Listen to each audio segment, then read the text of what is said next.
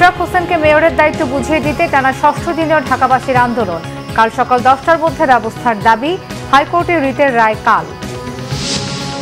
দেশে গণতন্ত্র প্রতিষ্ঠার পথে কালো ছায়া দেখছেন মির্জা ফখরুল। সুপরিকল্পিতভাবে নির্বাচন পিছিয়ে দেওয়ার পায়তারার অভিযোগ। সাম্যের প্রকৃত হত্যাকারীদের গ্রেফতার ও বিচারের দাবিতে ছাত্রদলের শাহবাগে অবস্থান। 31 মের মধ্যে আওয়ামী দোসর আমলাদের বাধ্যতামূলক অবসরের দাবি জুলাই ঐক্যের। স্থলপথে পণ্য আমদানিতে ভারতের নিষেধাজ্ঞায় বিপাকে রপ্তানিকারকরা। বাজার হাতছাড়া হওয়ার শঙ্কা। নিষেধাজ্ঞায় ভারতের ক্ষতি বেশি, মন্তব্য উপদেষ্টা আসিফের। জামিনে কারামুক্ত অভিনেত্রী নুসরাত ফারিয়া। কলেজ শিক্ষার্থীকে ধর্ষণের অভিযোগে কারাগারে গায়ক নোবেল।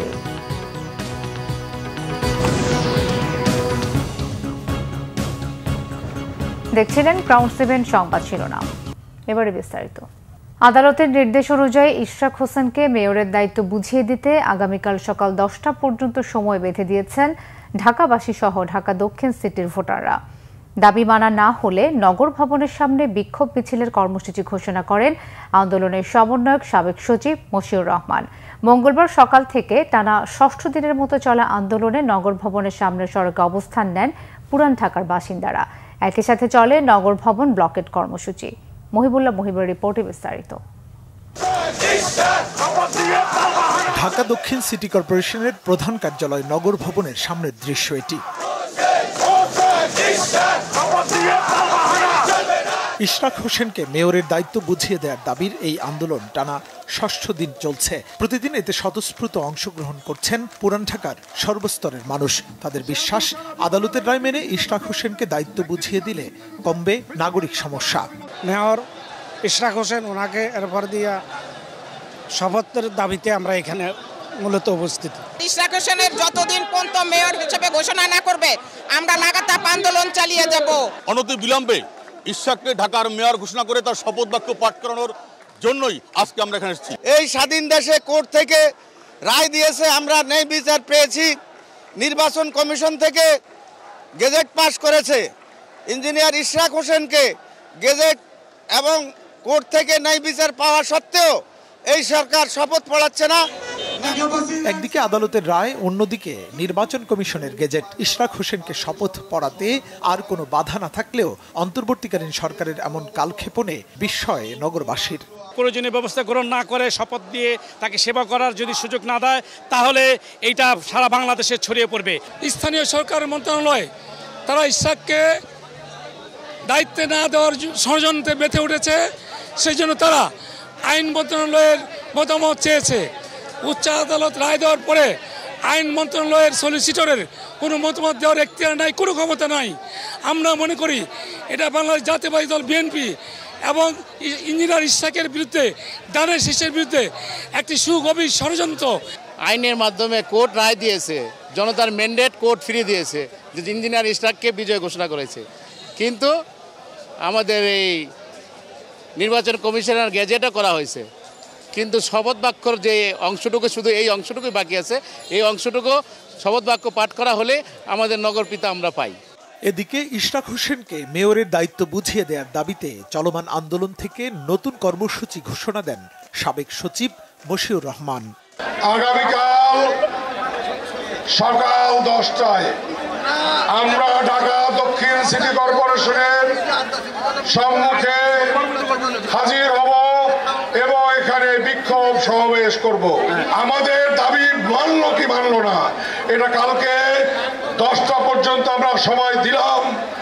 এই 10টার মধ্যে যদি আমাদের দাবি না মানে, তাহলে সেই 10টার সময় আমরা কালকে কঠিন থেকে কঠোর কর্মসূচি আমরা ঘোষণা করব। 2020 সালের ঢাকা দক্ষিণ সিটি কর্পোরেশন নির্বাচনে ব্যাপক অনিয়ম, কারচুপি, জালিয়াতির অভিযোগ এনে মামলা করেন ইশরাক হোসেন। সে মামলায় ব্যারিস্টার শেখ ফজলে নূর তাপসকে অবৈধ উল্লেখ করে ইশরাক হোসেনকে মেয়র ঘোষণা দিয়ে রায় দেয় আদালত। সকল প্রক্রিয়া অনুসরণ করে রায় মেনে গেজেট প্রকাশ করে নির্বাচন কমিশন। মহিবুল্লাহ মহিব, বাংলা ভিশন, ঢাকা। এদিকে বিএনপি নেতা ইশরাক হোসেনকে ঢাকা দক্ষিণ সিটি কর্পোরেশনের মেয়র হিসেবে শপথ না পড়ানোর নির্দেশনা চেয়ে উচ্চ আদালতে দায়ের করা রিটের শুনানি শেষ।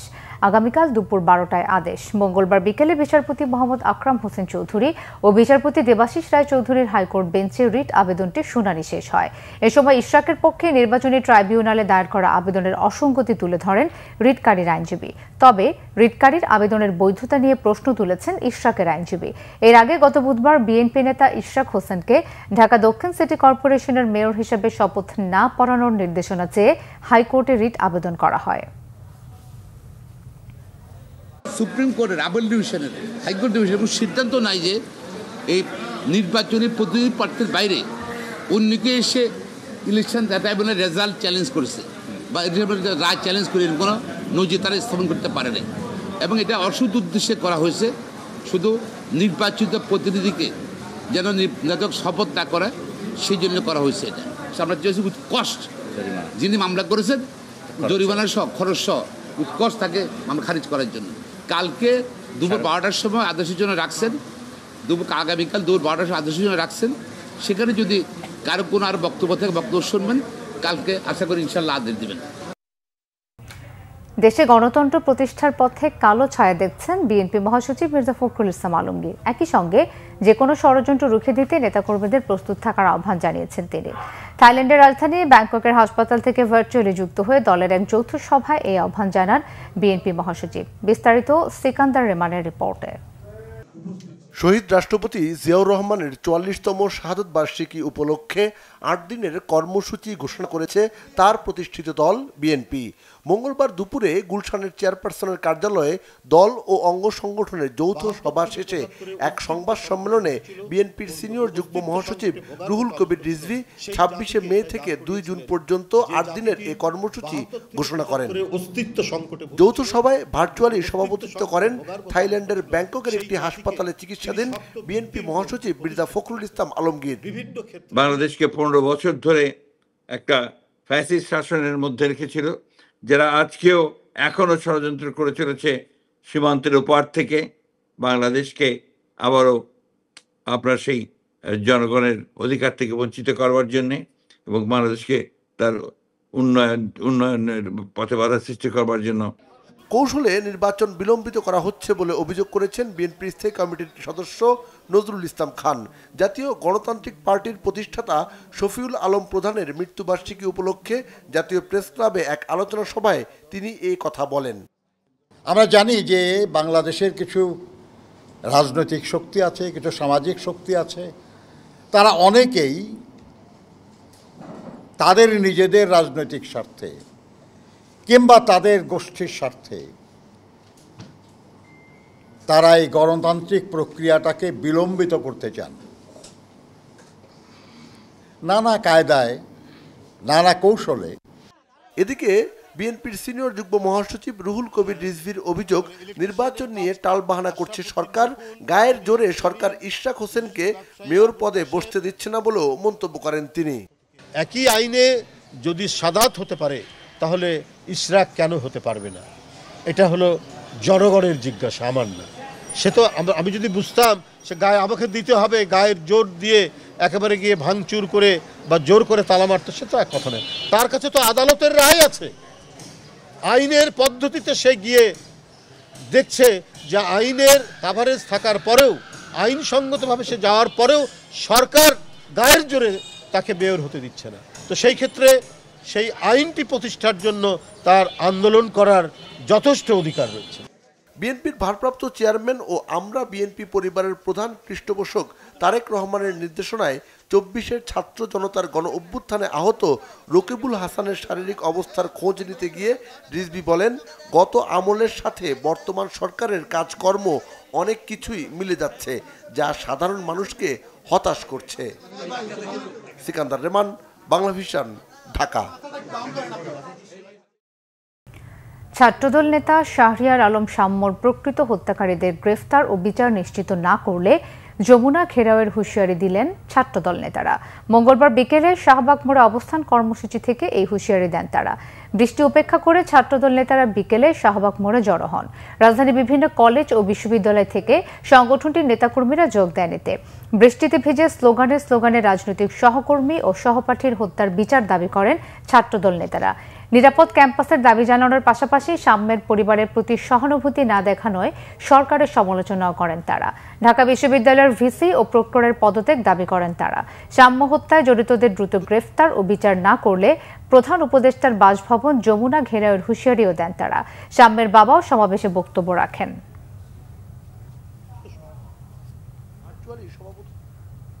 সকলে আমার ছেলের জন্য দোয়া করবেন, সবাই আমার ছেলের জন্য সুষ্ঠু নির্বাচন, সুষ্ঠু বিচারের দাবিতে যে সংগত হয়েছেন, এই সংগত হওয়ার জন্য আমি আপনাদেরকে সকলকে অন্তঃস্থল থেকে ধন্যবাদ জানাই।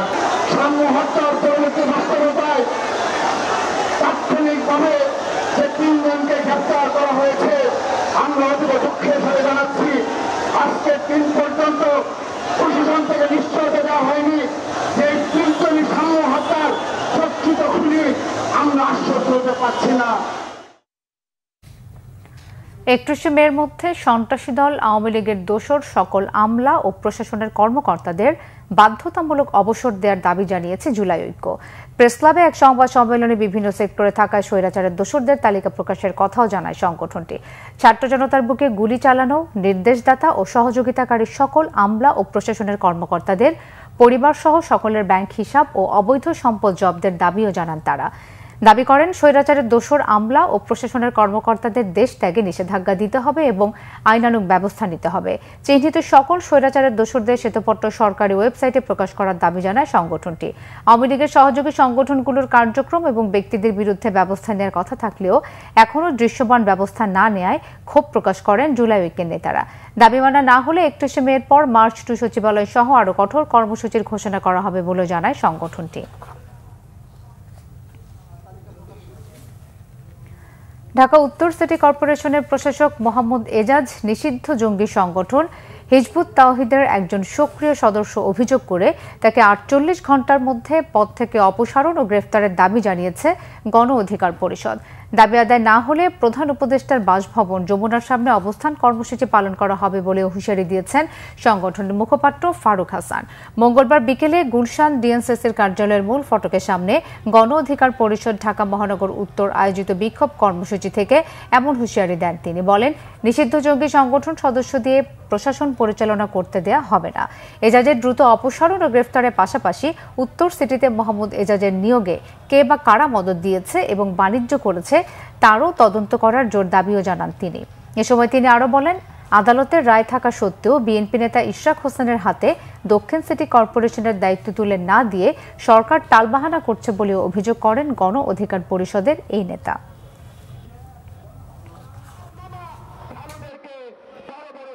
আমরা পরিষ্কারভাবে এই সরকার তথা স্থানীয় সরকার উপদেষ্টা আসিফ মাহমুদকে আলটিমেটাম দিচ্ছি, আগামী বৃহস্পতিবারের মধ্যে এজাজকে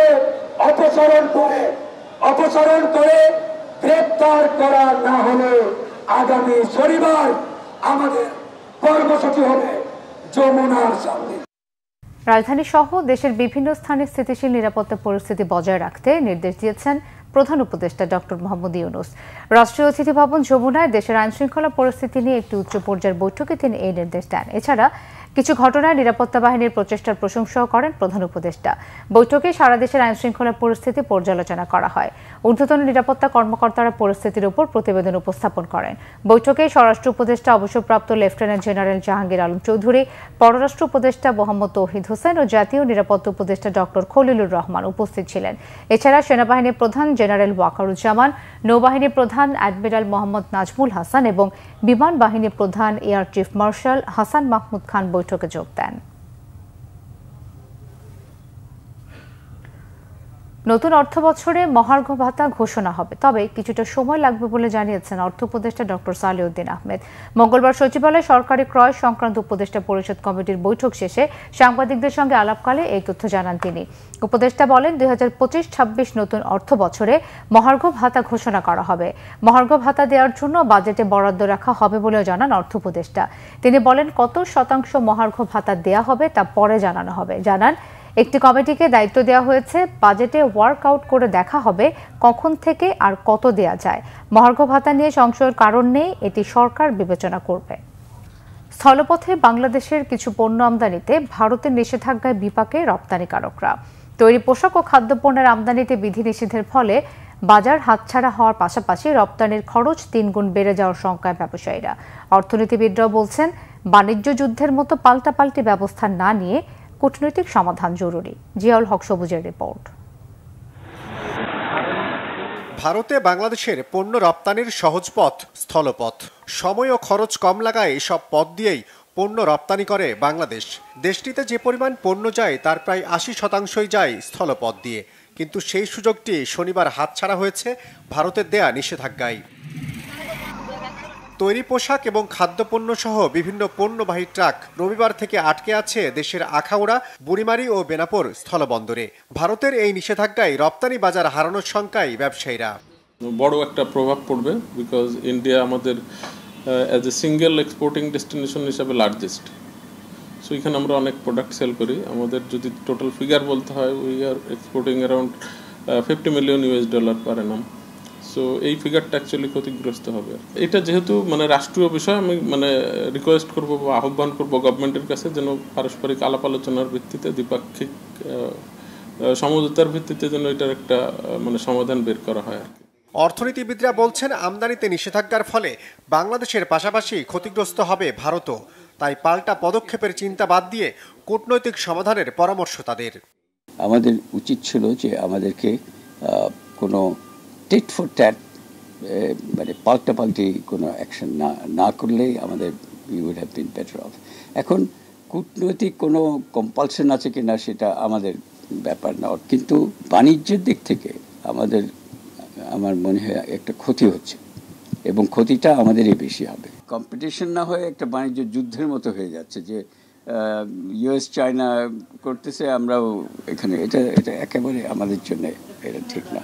ভোক্তা স্বার্থ সুরক্ষায় অশুল্ক বাধা দূর করতে দুদেশকে বাণিজ্যিক ও কূটনৈতিক সম্পর্ক উন্নয়নের তাগিদ দেন বিশ্লেষকরা। জিয়াউল হক সবুজ, বাংলা ভিশন, ঢাকা। বাংলাদেশের পণ্য রপ্তানিতে নিষেধাজ্ঞায় ভারতের ক্ষতি বেশি হবে বলে মন্তব্য করেছেন স্থানীয় সরকার পল্লী উন্নয়ন সমবায় যুব ও ক্রীড়া উপদেষ্টা আসিফ মাহমুদ সজীব ভুইয়া। দুপুরে সাভারে জাতীয় যুব উন্নয়ন ইনস্টিটিউটে এক যুব সমাবেশে যোগ দিয়ে সাংবাদিকদের সাথে আলাপকালে তিনি কথা বলেন।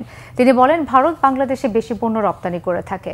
যেহেতু ভারত বাংলাদেশি পণ্যের উপর নিষেধাজ্ঞা দিয়েছে, তাই সরকার বিকল্প ব্যবস্থার সন্ধান করছে।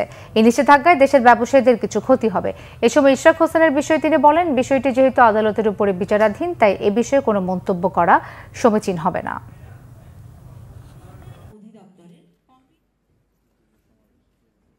যেহেতু এটা একটা সাডেন এসেছে, সেক্ষেত্রে আমাদের বিকল্প ব্যবস্থা খুঁজতে হবে, এবং সেই বিকল্প ব্যবস্থা খোঁজা পর্যন্ত তো কিছু প্রতিবন্ধকতা থাকবে, এবং ব্যবসায়ীদের সাময়িক হয়তো কিছু ক্ষতি হবে। তবে দীর্ঘমেয়াদে আমরা মনে করি এটা আমাদের আত্মনির্ভরশীলতার দিকে এগিয়ে যাওয়ার একটা সুযোগ। অন্তর্বর্তী সরকারের 2 উপদেষ্টার সাবেক 2 সহকারী মাহমুদুল হাসান ও তুহিন ফারাবি দুর্নীতি দমন কমিশনের নির্ধারিত জিজ্ঞাসাবাদে হাজির হননি। দুপুরে কমিশন কার্যালয়ে ব্রিফিংয়ে দুদক মহাপরিচালক আক্তার হোসেন জানান, স্থানীয় সরকার ও ক্রীড়া উপদেষ্টা আসিফ মাহমুদ সজীব ভুইয়ার সাবেক সহকারী মাহমুদুল হাসান ও স্বাস্থ্য উপদেষ্টা নূরজাহান বেগমের সাবেক ব্যক্তিগত কর্মকর্তা ও ছাত্র প্রতিনিধি তুহিন ফারাবির বিরুদ্ধে ঘুষ গ্রহণ ও কেনাকাটায় দুর্নীতির অভিযোগ তদন্তে জিজ্ঞাসাবাদের জন্য তলব করে। কিন্তু নির্ধারিত সময় 2 অভিযুক্ত বা তাদের পক্ষে কোনো আইনজীবী যোগাযোগ করেননি। তিনি জানান, নিয়ম অনুযায়ী জিজ্ঞাসাবাদে হাজির হবার জন্য আরও একবার সময় দেবে কমিশন। তদন্ত কর্মকর্তা প্রয়োজনে তাদের দেশ থেকে নিষেধাজ্ঞা দিতে পারবে বলেও জানান তিনি। এমনকি জিজ্ঞাসাবাদের জন্য উপদেষ্টাদেরও তলব করার এখতিয়ার দুদকের রয়েছে। এখন পর্যন্ত তাদের কোনো সময় বৃদ্ধির জন্য তাদের কোনো আবেদনও পাওয়া যায়নি। এটা তাদের আত্মপক্ষ সমর্থনের জন্য তাদেরকে সুযোগ দেওয়া হয়েছে। এই সুযোগ যদি তারা না নেন, তাহলে এটা তাদের বিষয়। তাদের অনুপস্থিতির কারণে আমাদের অনুসন্ধান কাজ থেমে থাকবে না। যদি এই সময়ের মধ্যে, নির্ধারিত সময়ের মধ্যে আপনার কোনো বক্তব্য না পাওয়া যায়, তাহলে ধরে নেওয়া হবে এই বিষয়ে আপনার কোনো বক্তব্য নেই। আমাদের চিঠিতে এই বিষয়গুলো উল্লেখ থাকে। সুতরাং তিনি সেই সুযোগটা মিস করবেন, এবং তার এই অনুপস্থিতির কারণে অথবা জিজ্ঞাসাবাদ এড়ানোর এই কৌশল কাজে আসবে না। জামিন পেয়ে কারামুক্ত হলেন অভিনেত্রী নুসরাত ফারিয়া। দুপুরে তিনি কাশিমপুর কারাগার থেকে মুক্তি পান। মঙ্গলবার অভিনেত্রী নুসরাত ফারিয়াকে জামিন দিয়েছেন ঢাকার সিএমএম আদালত। এর আগে সোমবার তাকে কারাগারে পাঠানোর আদেশ দিয়েছিলেন আদালত। রবিবার দুপুরে থাইল্যান্ড যাওয়ার সময় হযরত শাহজালাল আন্তর্জাতিক বিমানবন্দর থেকে নুসরাত ফারিয়াকে আটক করে ইমিগ্রেশন পুলিশ। পরে তাকে ভাটারা থানা পুলিশের কাছে হস্তান্তর করা হয়।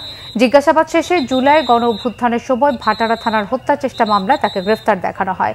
মুজিব বায়োপিকে শেখ হাসিনার চরিত্রে অভিনয় করেছেন নুসরাত ফারিয়া। তিনি 2015 সালে চলচ্চিত্রে অভিনয় শুরু করেন। এরপর থেকে বাংলাদেশ ও ভারতের কয়েকটি সিনেমায় কাজ করেছেন তিনি।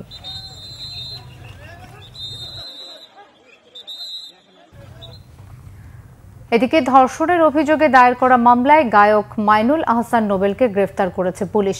আজ ভোরে ঢাকার ডেমরা এলাকা থেকে তাকে গ্রেফতার করা হয়। ডেমরা থানার পরিদর্শক মোহাম্মদ মুরাদ হোসেন বিষয়টি গণমাধ্যমকে নিশ্চিত করেছেন। তিনি জানান, গতরাতে ইডেন কলেজের এক শিক্ষার্থী মামলাটি দায়ের করেন। মামলার এজাহারে ওই শিক্ষার্থী অভিযোগ করেছেন গায়ক নোবেল তাকে অপহরণ করে মারধর ও ধর্ষণ করেছেন। এদিকে এই ঘটনায় নোবেলকে কারাগারে পাঠানোর নির্দেশ দিয়েছেন আদালত। মঙ্গলবার বেলা 3টার দিকে ঢাকার মেট্রোপলিটন ম্যাজিস্ট্রেট আদালত এই আদেশ দেন। গ্রাহকদের কাছে দুটি প্যাকেজ দিয়ে বাংলাদেশে আনুষ্ঠানিকভাবে যাত্রা শুরু করল স্যাটেলাইট ইন্টারনেট স্টারলিংক। প্রধান উপদেষ্টার বিশেষ সহকারী ফয়েজ আহমেদ তৈয়ব আশ্বস্ত করেছেন, স্টারলিংকের কারণে জাতীয় স্বার্থের কোনো ক্ষতি হবে না। রাজধানী ফরেন সার্ভিস একাডেমিতে এ নিয়ে ব্রিফিংয়ে তিনি দাবি করেন, লোকাল গেটওয়ে ব্যবহার করতে হবে, তাদের ইন্টারনেট নিয়ন্ত্রণ করা হবে না। তবে আনঅথরাইজড ডিভাইস দেশের সীমানায় ঢুকলে বিটিআরসি থেকে তাদের অনুমতি নিতে হবে। চীন ইউএস বাণিজ্য দ্বন্দ্বের মধ্যে স্টারলিংকের অনুমতি কোনো দেশের সম্পর্কে প্রভাব ফেলবে না বলেও ব্রিফিংয়ে জানানো হয়।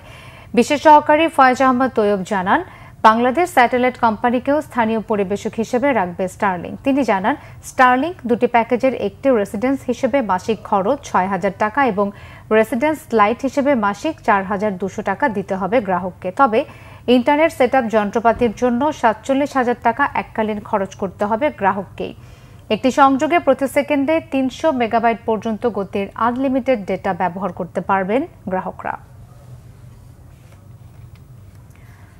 বাংলাভিশনের ন্যাশনাল ডেস্ক ইনচার্জ শাফিন খানের দ্বিতীয় নামাজে জানাজা শেষে খুলনার টুটপাড়া কবরস্থানে দাফন করা হয়েছে। সকালে শাফিন খানের জানাজা পড়ান সর্দার জামে মসজিদের ইমাম সালমান বিন আমিন। এতে অংশ নেন মহানগর বিএনপির সভাপতি অ্যাডভোকেট এস.এম. শফিকুল আলম মনা, সাধারণ সম্পাদক শফিকুল আলম তুহিন, মহানগর জামাতে ইসলামীর আমির মাওলানা মাহফুজুর রহমান, সেক্রেটারি অ্যাডভোকেট জাহাঙ্গীর হোসাইন হেলাল, এনসিপির মুখ্য সংগঠক হামিম রাহাত, প্রেস ক্লাবের সদস্য সচিব রাফিউল ইসলাম টুটুল, বিএফইউজের সহকারী মহাসচিব এহতেশামুল হক শাওন, সিনিয়র সাংবাদিক শেখ দিদারুল আলম সহ বিভিন্ন শ্রেণী পেশার মানুষ। জানাজা শেষে টুটপাড়া কবরস্থানে তাকে দাফন করা হয়েছে। পরে মরহুমের আত্মার মাগফিরাত কামনা করে দোয়া করা হয়। সোমবার সকালে হঠাৎ অসুস্থ হয়ে পড়লে রাজধানী মগবাজারের একটি হাসপাতালে নিয়ে যাওয়া হয় শাফিন খানকে। সেখানে কর্তব্যরত চিকিৎসক তাকে মৃত ঘোষণা করেন। পূবালী ব্যাংক পিএলসি সামাজিক দায়বদ্ধতার অংশ হিসেবে বাংলাদেশ কৃষি বিশ্ববিদ্যালয়কে দুটি মাইক্রোবাস দিয়েছে। পূবালী ব্যাংক পিএলসির ব্যবস্থাপনা পরিচালক ও সিইও মোহাম্মদ আলী বাংলাদেশ কৃষি বিশ্ববিদ্যালয়ের ভাইস চ্যান্সেলর অধ্যাপক ডক্টর এ.কে. ফজলুল হক ভূঁইয়ার কাছে মাইক্রোবাসের চাবি হস্তান্তর করেন। অনুষ্ঠানে বিশেষ অতিথি ছিলেন বাংলাদেশ কৃষি বিশ্ববিদ্যালয়ের treasurer professor doctor Humayun Kabir ও পূবালী ব্যাংকের উপব্যবস্থাপনা পরিচালক মোহাম্মদ শাহনেওয়াজ খান। অনুষ্ঠানে সভাপতিত্ব করেন বাংলাদেশ কৃষি বিশ্ববিদ্যালয়ের রেজিস্ট্রার কৃষিবিদ ডক্টর মোহাম্মদ হেলাল উদ্দিন। এ সময় ব্যাংকের ময়মনসিংহ অঞ্চলের অঞ্চল প্রধান মোহাম্মদ মনিরুল ইসলাম সহ প্রধান কার্যালয়ের ঊর্ধ্বতন কর্মকর্তা ও বাংলাদেশ কৃষি বিশ্ববিদ্যালয়ের শিক্ষকবৃন্দ উপস্থিত ছিলেন।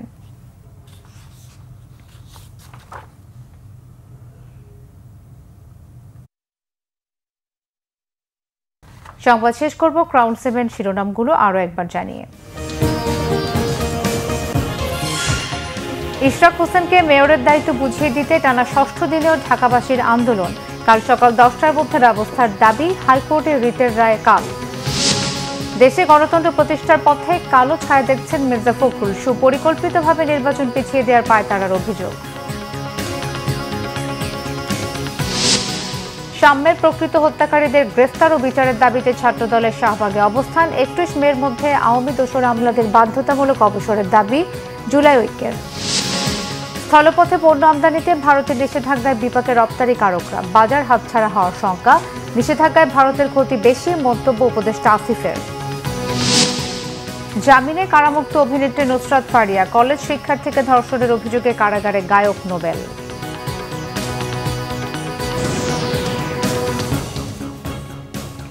এই ছিল এখনকার মতো, পরের সংবাদ রাত 10:30। এর আগে 9টায় রয়েছে নিউজ 20, দেখার আমন্ত্রণ রইল। এছাড়া বাংলা ভিশন সংবাদ ও সংবাদ সংশ্লিষ্ট অনুষ্ঠান দেখতে ভিজিট করুন www.bvnews24.com ও facebook.com/banglavisionnews এবং সাবস্ক্রাইব করুন youtube.com/banglavisionnews। ধন্যবাদ।